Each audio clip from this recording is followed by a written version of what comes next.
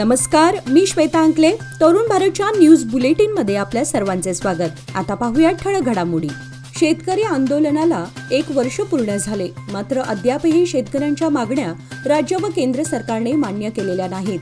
त्यामुळे आक्रमक शेतकरी आंदोलकांनी बेळगाव येथील हेस्कॉम कार्यालयाला घेराव घातला.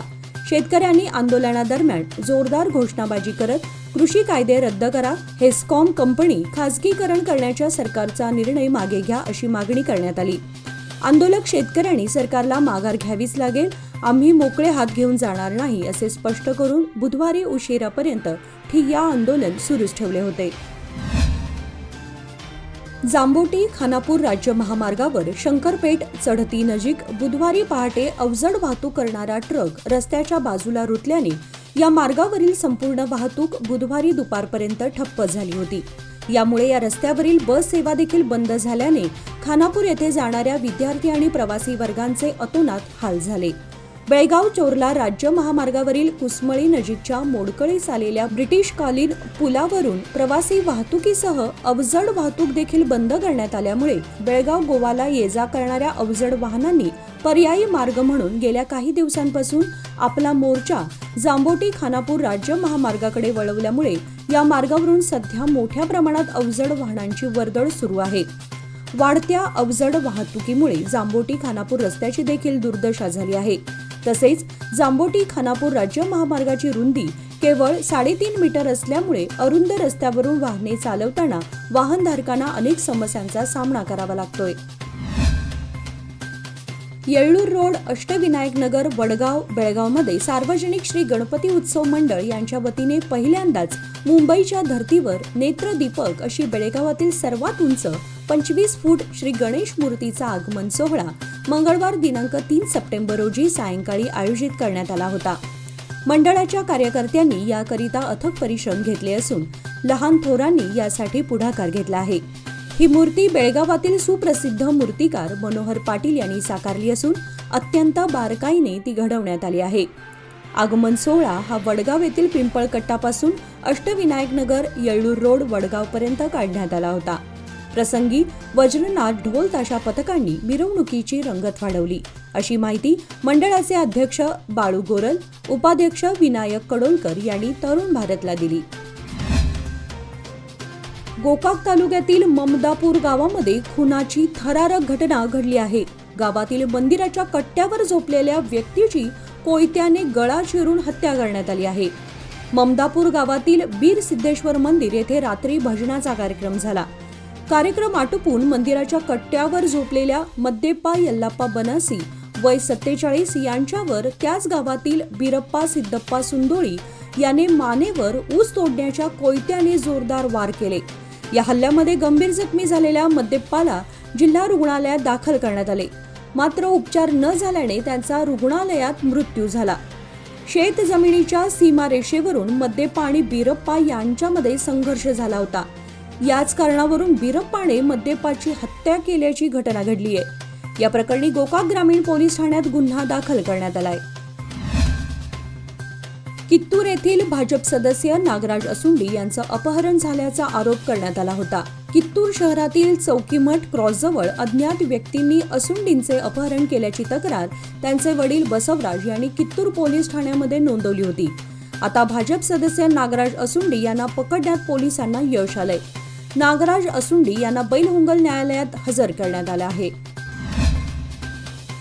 गृहलक्ष्मी योजनेच्या माध्यमातून जमलेल्या पैशातून बेळगाव तालुका सुळेभावी गावातील एका महिलेने अंगणवाडीतील मुलांना शालेय साहित्याचे वितरण करण्यात आले. माजी ग्रामपंचायत उपाध्यक्ष सावित्री हरिश्चंद्र पातली असं या महिलेचं नाव असून कैलासनगर येथील शाळा नंबर 612 मधील चिमुकल्यांना पेन, वही व खाऊ देऊ केले. तिच्या या स्तुत्य उपक्रमाचे परिसरामध्ये कौतुक होत आहे. संजीवनी फाउंडेशनतर्फे ज्येष्ठ नागरिकांसाठी उमंग 2024 या नृत्य आणि गायन स्पर्धा आयोजित करण्यात आल्या आहेत. 1 ऑक्टोबर रोजी होणाऱ्या ज्येष्ठ नागरिक दिनाचे औचित्य साधून ज्येष्ठ नागरिकांच्या कलागुणांना वाव मिळावा या हेतूने गायन, वैयक्तिक नृत्य व समूह नृत्य स्पर्धा होणार आहेत. 60 वर्षांवरील जास्तीत जास्त स्पर्धकांनी यामध्ये भाग घ्यावा असे सीईओ मदन बामणे व संस्थापक डॉक्टर सविता देगिनाळ यांनी कळवलं आहे. वडगाव विष्णू गल्ली येथे सोडण्यात येणारी नॉनस्टॉप बस सेवा बंद करा या मागणीसाठी मंगळवारी नागरिक आणि विद्यार्थ्यांनी बस थांबवून आंदोलन छेडले. वडगावसाठी परिवहनने 2 नॉनस्टॉप बसची व्यवस्था केली आहे. मात्र या बस सेवेमुळे प्रवाशांची गैरसोय होऊ लागली आहे. त्यामुळे ही बस सेवा बंद करून पूर्ववत बस सेवा सुरू करावी अशी मागणी केली आहे. थेट प्रवास करणाऱ्या प्रवाशांची गैरसोय टाळण्यासाठी परिवहनने शहरातील काही भागामध्ये नॉनस्टॉप बस सेवा सुरू केली होती. मात्र या बस सेवेमुळे सुविधेपेक्षा असुविधाच अधिक निर्माण होऊ लागली. तातडीने ही बस सेवा बंद करावी यासाठी वडगाव येथील नागरिक व विद्यार्थी रस्त्यावर उतरले. दरम्यान DTO KK लमाणी यांच्याशी मोबाईलद्वारे संवाद साधल्यानंतर त्यांनी पूर्ववत बस सेवेचे आश्वासन दिले आहे. त्यानंतर आंदोलन मागे घेण्यात आले. APMC रोड श्री बसवण्णा मंदिर शेजारी आझमनगर येथील बस थांब्याच्या खराब झालेल्या छताची दुरुस्ती करण्यात आल्यामुळे प्रवाशांमधून समाधान व्यक्त होत आहे. APMC रोड श्री बसवण्णा मंदिर जवळील बस थांब्याचे एका बाजूचे छत अलीकडच्या काळामध्ये गायब झाले होते. त्यामुळे सध्याच्या पावसाळ्यात बसच्या प्रतीक्षेत थांबणाऱ्या प्रवाशांची गैरसोय होत होती. सदर बाब निदर्शनास येताच सामाजिक कार्यकर्ते प्रसाद चौगुले यांनी बस थांब्याच्या छताची दुरुस्ती करण्याची मागणी केली होती. त्यांच्या मागणीची जिल्हाधिकारी मोहम्मद रोशन यांनी दखल घेऊन त्वरित महानगरपालिकेला कार्यवाहीचा आदेश दिला होता. त्यानुसार त्वरेने नवे छत घालून बस थांब्याची दुरुस्ती करण्यात आली आहे. सामाजिक कार्यकर्ते प्रसाद चौगुले यांच्या प्रयत्नामुळे बस थांब्याची दुरुस्ती करून तो सोयीचा करण्यात आल्यामुळे प्रवाशांमधून समाधान व्यक्त होत आहे. नंदगड येथील बकरी बाजारामध्ये हजारो बकऱ्यांची विक्री झाली. त्यामुळे कोट्यवधी रुपयांची उलाढाल झाल्याचा अंदाज वर्तवण्यात येत आहे. नंदगड येथील बकऱ्यांचा बाजार प्रतिवर्षी APMCच्या खुल्या जागेमध्ये भरतो. बुधवारी सकाळी 9 वाजल्यापासून दुपारी 4 वाजेपर्यंत बाजारामध्ये बकऱ्यांची खरेदी विक्री सुरू होती. स्थानिकांनी पाळलेल्या बकऱ्यासह गोकाक, विजापूर, दावणगेरी भागातून विक्रीसाठी बकरी आणण्यात आली होती. 5,000हून 25,000पर्यंत एक बकऱ्याची किंमत होती. आपल्या ऐपतीनुसार बकरी खरेदी करण्यात आली तर 4-5 जणांनी एकत्र येऊन एक बकरी खरेदी केली होती. त्यामुळे बकऱ्याबरोबर माणसांचीही गर्दी बाजारात झाली होती. कर्नाटकात शेतीसाठी मोफत वीज पुरवठा केला जातो. या वीज पुरवठ्यात होणारा गैरप्रकार रोखण्यासाठी शेतकऱ्यांनी आपली नावे असलेले विद्युत पंप सेट हे आधार कार्डशी लिंक करून घ्यावेत असे आवाहन केले जात आहे. त्याप्रमाणे निपाणी हेस्कॉम कार्यालयाच्या कार्यक्षेत्रात येणाऱ्या 46 गावांमध्ये सुमारे 70% शेतकऱ्यांनी आपले पंप सेट आधार सोबत लिंक करून घेतले आहेत. कारदगा येथील सार्वजनिक गणेशोत्सव मिरवणुकीला कोणत्याही प्रकारचे गालबोट लावून न देता शांततेत व सुव्यवस्थेत मिरवणूक काढण्यात येईल.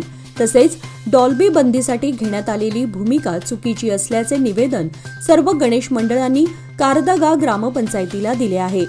दरम्यान आपल्या गावचे रहिवासी नसलेले बाळासोब बलवान यांनी डॉल्बी बंदीसाठी घेतलेली भूमिका चुकीची असल्याचेही या निवेदनात म्हटले आहे.